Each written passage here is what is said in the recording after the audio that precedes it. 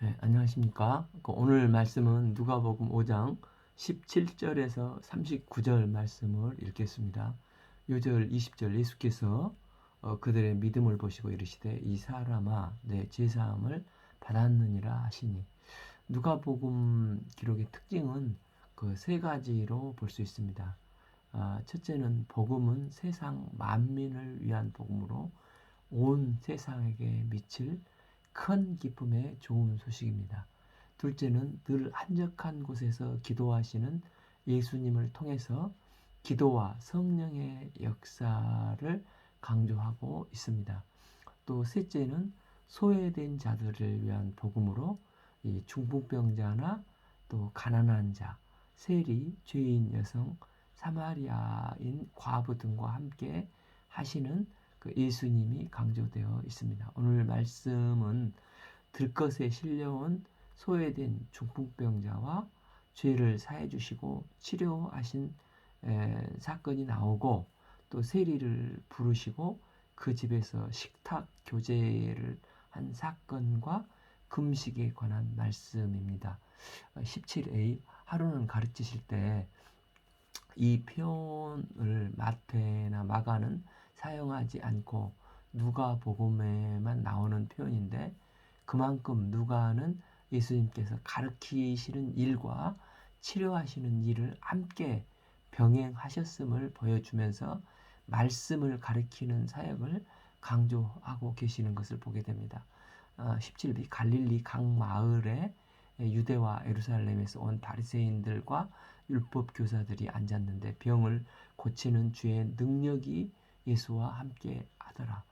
유대와 예루살렘에서 온 바리새인과 율법 교사들은 당시 종교 지도자들이었습니다. 이들은 갈릴리 초기 사역부터 나오는데 예수님의 사역을 부정적으로 보고 일반 사람들과 함께 말씀의 꼬투리를 잡으려고 듣고 있는 것입니다. 18. 한 중풍병자가 사람들의 침상에 메고 와서 예수님 앞에 들여놓고자 하였으나, 중풍병을 그러니까 세게 맞으면 이제 반선불수 또 전신불수가 되는 이게 무서운 병이지 않습니까? 이 사람도 아마 전신불수가 되어서 스스로 걸어 나올 수가 없었기 때문에 친구들의 도움으로 들것에 실려 예수님께 나온 것 같습니다. 19a 무리 때문에 메고 들어갈 길을 얻지 못하니라. 그런데 어떤 장애물이 생긴 것입니까? 사람들이 그 옛날 성경에 용신할 수 없을 정도로 많이 모여서 예수님께 나갈 수 없는 장애물이 생긴 것입니다. 그러나 이들은 결코 포기치 않는 네버 기브업 스피릿이 있었습니다. 그들은 국리 끝에 들꽃을 들고 옥상으로 올라갔습니다. 믿음은 포기치 않는 것입니다. 그들은 아무리 절망적인 장애물이 부딪히고 한계에 부딪혀도, 심지어 죽을 것 같은 상황에서도 예수님께 나가면 예수님은 반드시 고쳐주신다는 믿음이 있었습니다. 이처럼 믿음은 결코 포기치 않는 것입니다. 믿음은 지붕을 뚫습니다. 이런 믿음이 있을 때 주님은 창조적인 지성을 허락하여 주셔서 승리케 도와주십니다. 19비 지붕에 올라가 기와를 벗기고 병자를 침상째 무리 가운데로 예수님 앞에 달아내리니, 예수님께서 말씀을 증거할 때 그 실내에 있는 사람들은 집중해서 말씀을 듣다가 갑자기 천장에 먼지가 쏟아지고 썩가래가 막 떨어져 나가고 기와장이 떨어질 때 당황하고 예수님도 놀랐을 것입니다. 그런데 예수님은 이때 뭐라고 말씀하십니까? 예수께서 그들의 믿음을 보시고 이르시되 이 사람아 내 죄사함을 받았느니라. 예수님은 그들을 책망하지 않고 오히려 그들의 믿음을 보셨다고 했습니다. 그리고 예수님은 이 사람아 내 죄사함을 받았느니라. 이상하지 않습니까? 어떻게 예수님께서 그 믿음을 보시고 죄사함을 선언할 수 있으실까요? 예수님께서 이 말씀을 하시자 곧바로 그 자리에 각 지역에서 온 바리새인과 서기관들은 즉각 이 반발을 합니다. 21 서기관과 바리새인들이 생각하여 이르되 이 신성 모독하는 자가 누구냐? 오직 하나님 외에 누가 능히 죄를 사하겠느냐? 그들은 예수님께서 약속된 메시아라는 것을 믿지 않기 때문에 예수님이 하나님만 하실 수 있는 죄사함의 권세를 행할 수 없다고 생각을 했습니다. 22 예수께서 그 생각을 아시고 대답하여 이르시되 너희 마음에 무슨 생각을 하느냐? 자기 속이 들킨 것만큼 당황스러운 일이 없는데 그들이 얼마나 당황을 했겠습니까? 예수님은 그들에게 더 당황스러운 말씀을 하십니다. 23 내 죄사함을 받았느니라 하는 말과 일어나 걸어가는 말이 어느 것이 쉽겠느냐? 예수님은 병 나았으니까 일어나 걸어가라 하면은 아무 문제가 없을 건데 이걸 너무나 예수님은 잘 아십니다. 그러나 예수님은 그걸 회피하지 아니하시고 죄사함을 선포하시고 종교 지도자들이 이것을 신성 모독하는 자가 누구냐? 오직 하나님 외에 누가 능히 죄를 사하느냐? 이것을 너무나 잘 아셨습니다. 예수님은 한 중풍병자를 영육간에 치료하는 것도 중요하지만 그 치료하실 때 그 영혼을 구원하는 죄사함을 선포하셨습니다. 이로 예수님이 자신이 인자로서 죄를 용서할 권세가 있는 구약에 약속된 메시아이신 것을 드러내셨습니다. 24 그러나 인자가 땅에서 죄를 사하는 권세가 있는 줄을 너희로 알게 하리라 하시고 중풍병자에게 말씀하시되 내가 내게 이르노니 일어나 내 침상을 가지고 가라 하심에 그 예수님은 자신이 내 죄사함을 받았느니라 선포하심으로 죄사함의 권세자이시고 하나님의 아들의 권세를 가지신 메시아 그리스도이심을 분명하게 증거하시고 계십니다.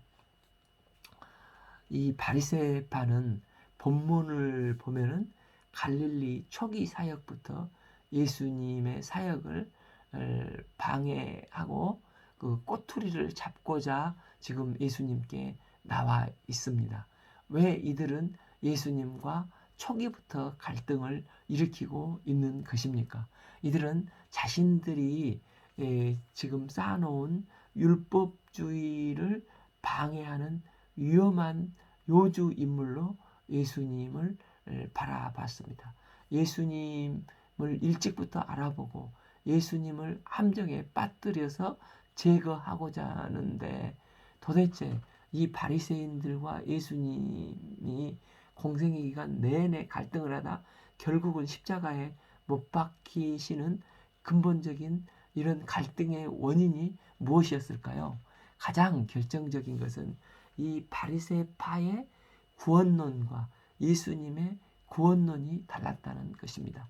사실 구별된다는 뜻의 바리새인들은 부활을 믿지 않는 사두개파와 다르게 부활도 믿고 천국과 지옥에 관한 것도 비슷하고 전통적이고 또 유대의 전승을 잘 유지하고 있었기 때문에 백성들은 사두개인들보다도 이 바리새인들에게 더 좋은 인상을 가지고 있었고 예수님이 증거한 것도 유사한 점이 많이 있었습니다. 그러나 결정적으로 다른 게 구원에 관한 것이었습니다.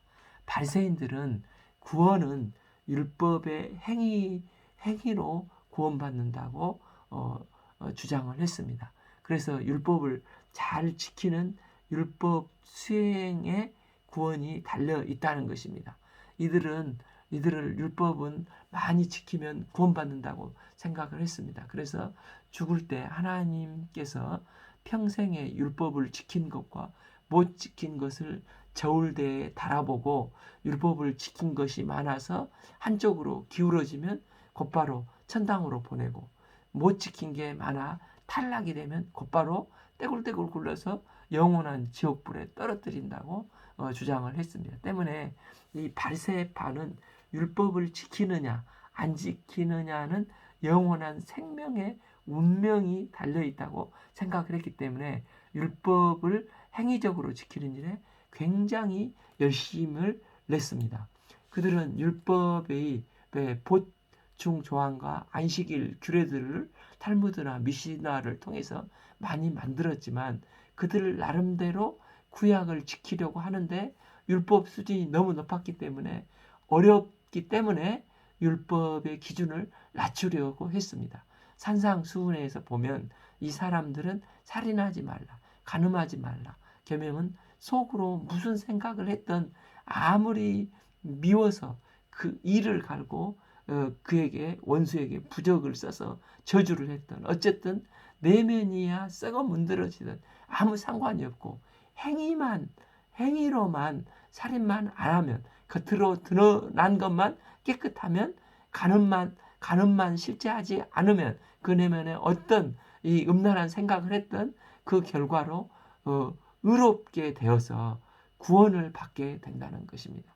때문에 그들은 보여주기식 행위를 늘 해야 했고 실질적으로 자선 행위 등 이것을 많이 했는데 형식과 예식에 치우쳐서 자기 의를 드러낸 표리부동의 대표가 되어서 예수님께서 독사의 자식들아 책망을 많이 하시지 않습니까? 그런데 예수님은 어떻게 말씀을 하셨습니까? 마태복음 5장 21절에서 옛사람에게 말한 바 살인하지 말라. 누구든지 살인하면 심판을 받게 되리라 하였던 것을 너희가 들었으나 그러나 형제에게 노하는 자마다 심판을 받게 되고 형제에 대하여 나가라 하는 자는 공회에 잡혀가게 되고 미련한 놈이라 하는 자는 지옥불에 떨어진다.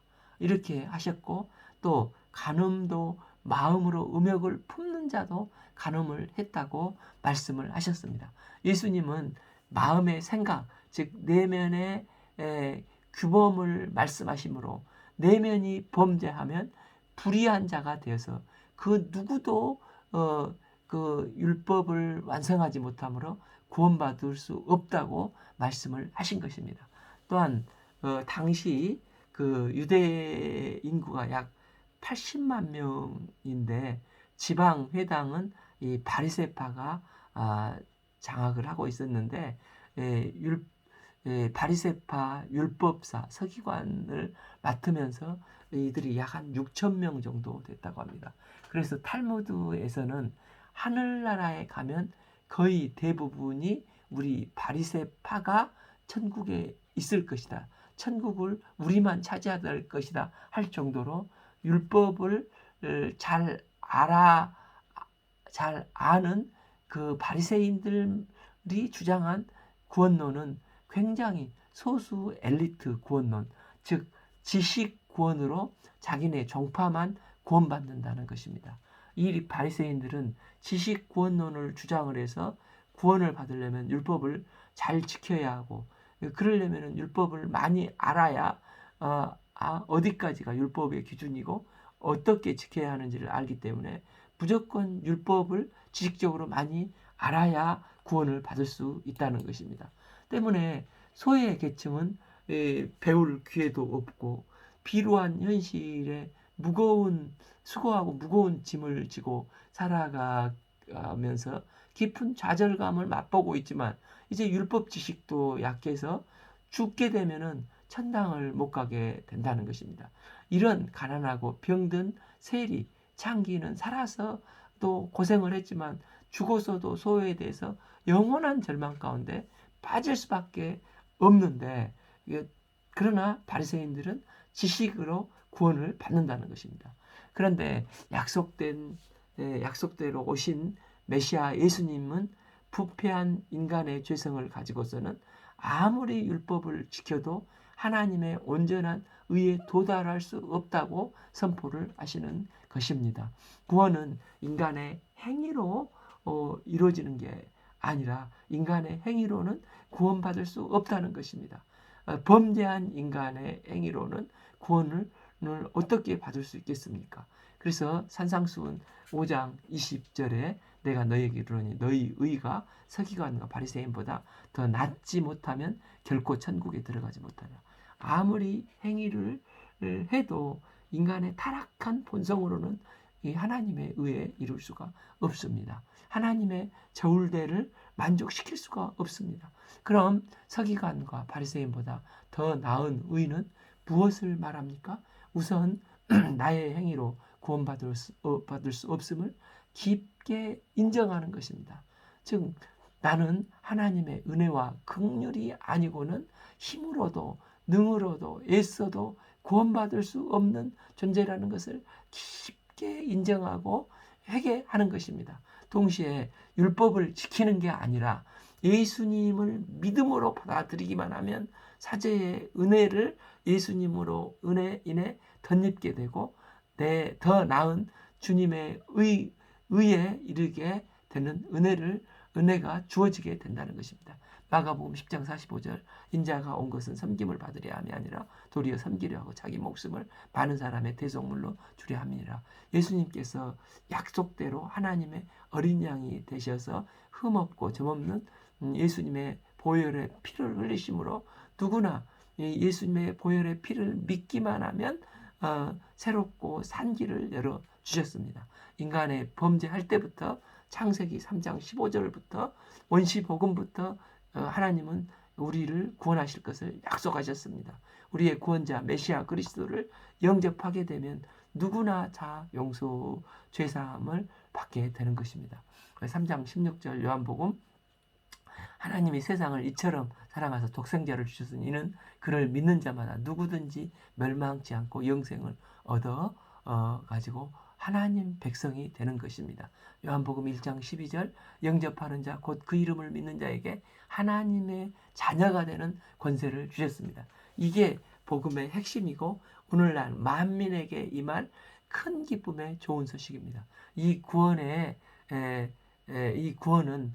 신분의 높고 낮음과 경제적인 조건이나 도덕성이나 피부색이나 유대인이나 이방인 민족이나 그가 율법을 많이 배웠던 못 배웠던 아무 상관없이 다만 나의 죄를 진실되게 예수님의 십자가 앞에 회개하고 예수님의 보혈을 믿기만 하면 누구나 다 똑같이 구원의 은혜를 덧입게 되는 것입니다. 그러나 예수님이 증거한 기쁨의 복음 소식은 이 바리새인들에게는 그들이 지금껏 주장했던 율법주의 구원론과는 전혀 정반대이기 때문에 이 예수님의 기쁜 소식이 바리새인들에게는 지금까지 쌓았던 기득권들을 어린 이 회당의 지배 체제가 붕괴되는 것을 의미합니다. 때문에 예수님께서 갈릴리 회당에서부터 이 말씀을 전파하시고 치유하시고 회복의 역사를 일으키실 때 일찌감치 이걸 알아보고 예수님을 제거하고자 유대와 예루살렘에서 온 바리새인과 율법 교사들이 약점을 찾아 공격하고자 하고 있는 것입니다. 중풍병자에게 죄사함을 선포하신 예수님은 바리새인들을 향해서 어떤 말씀을 하십니까? 23 내가 죄사함을 받았느니라 하는 말과 일어나 걸어가는 말에 어느 것이 쉽겠느냐? 24 그러나 인자가 땅에서 죄를 사하는 권세가 있는 줄을 너희로 알게 하리라 하시고 중풍병자에게 이제 말씀을 하십니다. 내가 내게 이르노니 일어나 내 침상을 가지고 집으로 가라. 25 그 사람이 그들 앞에서 곧 일어나 그 누웠던 것을 가지고 하나님께 영광을 돌리며 자기 집으로 돌아가니 26 모든 사람이 놀라 하나님께 영광을 돌리며 심히 두려워하여 이르되 오늘 우리가 놀라운 일을 보았더라 하니라.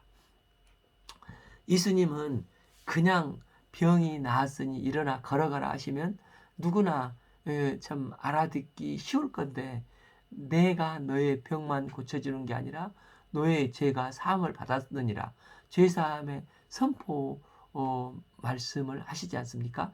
그러니까 중풍병자가 벌떡 일어나서 침상을 들고 하나님께 영광을 돌리고 집으로 가는 것입니다. 예수님은 사가라의 애언대로 그의 백성에게 죄 용서를 제공하는 메시아로 이 땅에 오신 분이심을 선포하신 것입니다. 누가복음 1장 77절 주의 백성에게 그 죄사함으로 말미암는 구원을 알게 하리니, 누가복음 7장 48절에도 이 여자에게 이르시되 내 죄사함을 받았느니라. 이 병든 중풍병자에게도 죄사함을 선포하시고 그 누웠던 것을 가지고 일어나 걷게 한 것입니다. 이 주님의 핵심은 항상 죄사함 선포였습니다. 이것은 바리새인들의 구원론과 정반대가 되지 않습니까? 때문에 바리새인들에게 있어서 만약 예수님의 가르침이 확산되면 그 당시 모든 기득권이 무너지기 때문에 이 바리새파들은 이를 갈면서 심지어 바울세불의 왕이라고 모함을 하면서 틈만 있으면 예수님을 죽이려고 모함을 하는 것입니다. 27일 그 후에 예수께서 나가사 레이라는 세리가 세관에 앉아있는 것을 보시고 그를 시고 나를 따르라 하시니, 당시 세리는 민족의 반역자로 돈을 위해서 영혼도 팔고 개처럼 취급받고 무시받고 살았던 자들입니다. 그런데 예수님께서 사람 취급하지 않는 이 세리 레이를 보시고 관심을 가지셨다고 하셨습니다. 여기서 보셨다는 것은 겉모습만 아니라 그의 고독한 내면을 보셨다는 것입니다. 세리의 특징은 이기적으로 자신의 행복을 위해서라면 민족도 팔고 양심도 팔았지 않습니까? 그는 자신의 행복을 위해서 이기적인 삶을 살았는데 그러나 행복했어야 했지만 오히려 불행했습니다.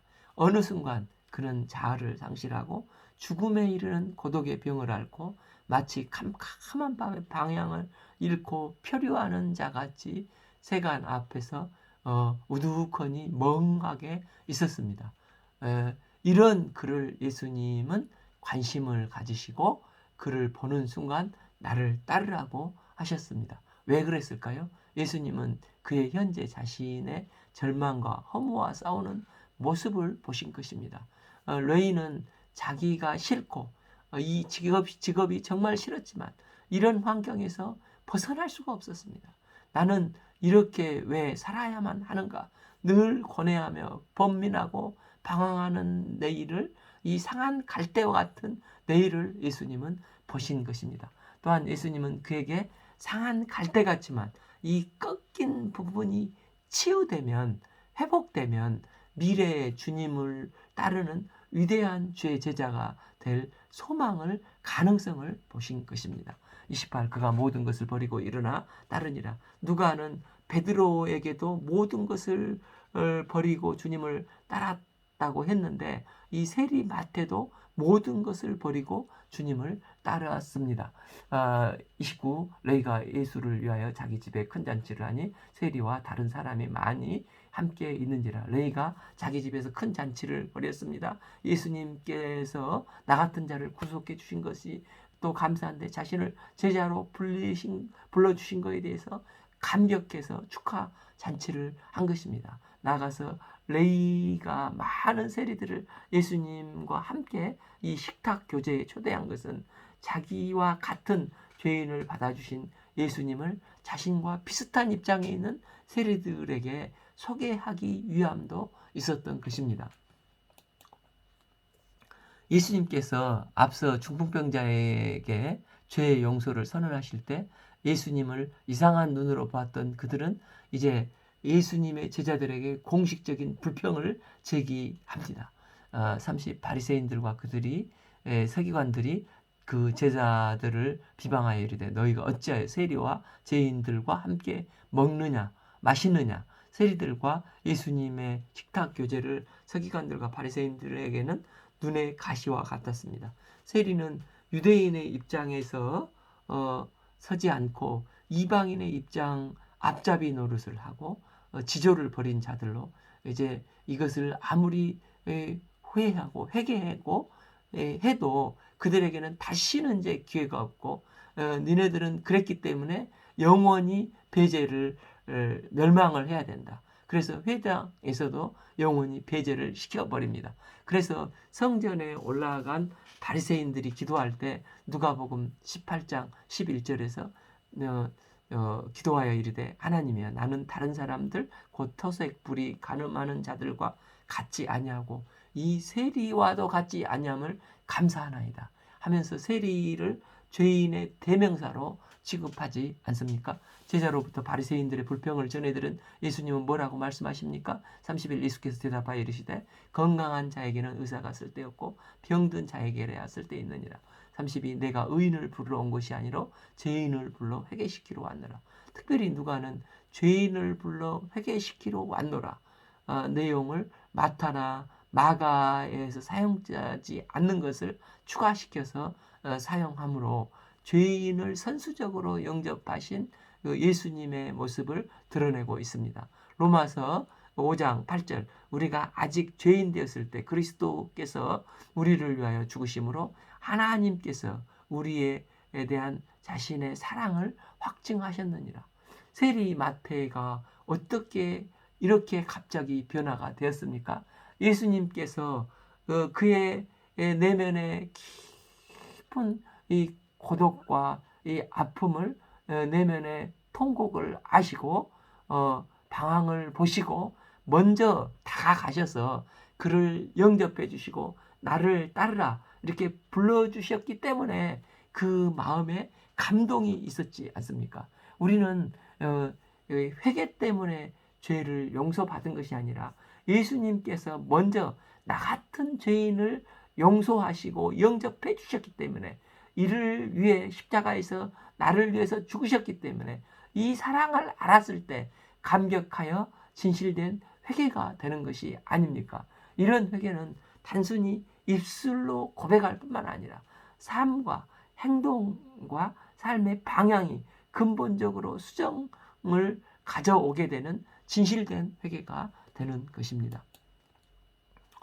30장 그들이 예수께 나오되 요한의 제자는 자주 금식하여 기도하여 바리새인의 제자들도 또한 그러하되 당신의 제자들은 먹고 마시나이다. 본문은 레위 집에서 식탁 만찬과 곧바로 연결이 되는 말씀입니다. 예수님과 제자들이 마태의 집에서 음식을 잡수시며 기쁨을 나누실 때 또 다른 문제를 제기하는 사람들이 있었습니다. 그들은 이게 그 본문과 마태복음에서는 세례 요한의 제자들이었고 마가복음에서는 어떤 사람들이었습니다.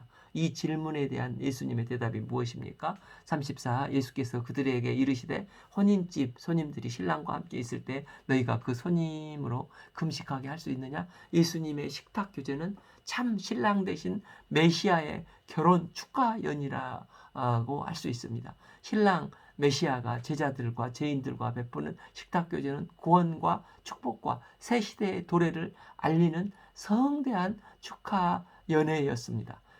약속된 메시아가 오심으로 하나님의 구원의 축복이 하나님 나라 백성들에게 주어진 것입니다. 35 그러나 그날에 이르러 그들이 신랑을 빼앗기리니 그날에는 금식할 것이라.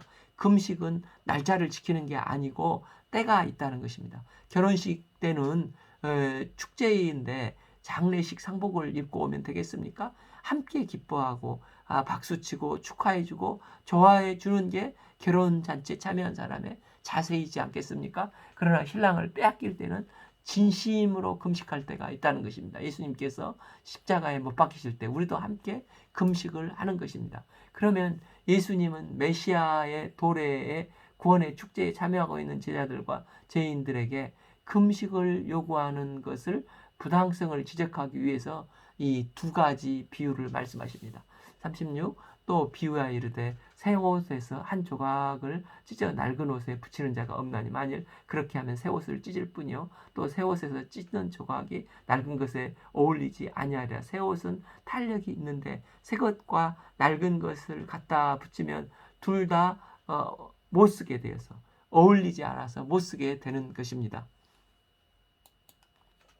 37 새 포도주를 낡은 가득 부대에 넣는 자가 없느니 만일 그렇게 하면 새 포도주가 부대를 터뜨려 포도주가 쏟아지고 부대에도 못 쓰게 됩니다. 포도주도 팽창성이 있고 탄성이 있는 새 부대에 넣어야 한다는 것입니다. 즉 굳어지지 자기 생각과 자기 것의 선입견이 새로운 하나님의 복음을 담는데 부담이 되면 결코 안 된다는 것입니다. 38. 새 포도주는 새 부대에 넣어야 할 것이니라. 새 술은 새 부대에 담아야 하는 것입니다.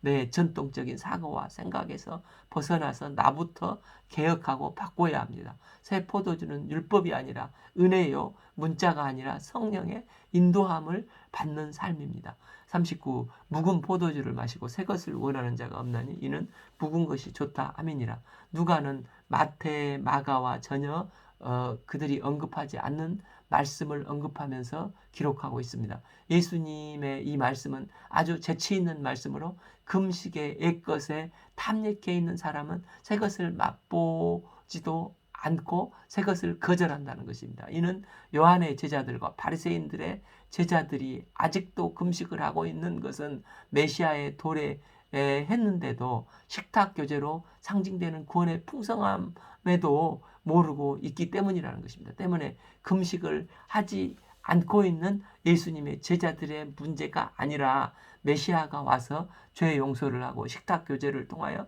죄 사함을 선포하시며 구원의 기쁨을 보여주시고 있는데도 이것을 모르고 여전히 옛것의 금식에 집착하고 있는 요한의 제자들과 바리새인의 제자들에게 문제가 있다는 것입니다. 우리가 예수님께서 이 땅에 오셔서 가져온 구원은 새 포도주와 같습니다. 신앙생활에서 가장 위험한 것은 낡은 가죽 부대처럼 그 신앙이 굳어지는 것입니다.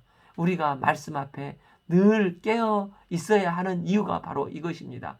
늘 깨어서 기도할 때 성령의 조명하심과 인도함을 받고 끊임없이 굳어지기 쉬운 자세와 신앙을 개혁하고 새 포도주 대신 예수님을 담는 탄력성 있는 신축성 있는 새 가족 부대가 되기를 기도합니다. 오늘 말씀은 누가복음 5장 17절에서 39절 말씀을 읽었습니다. 감사합니다.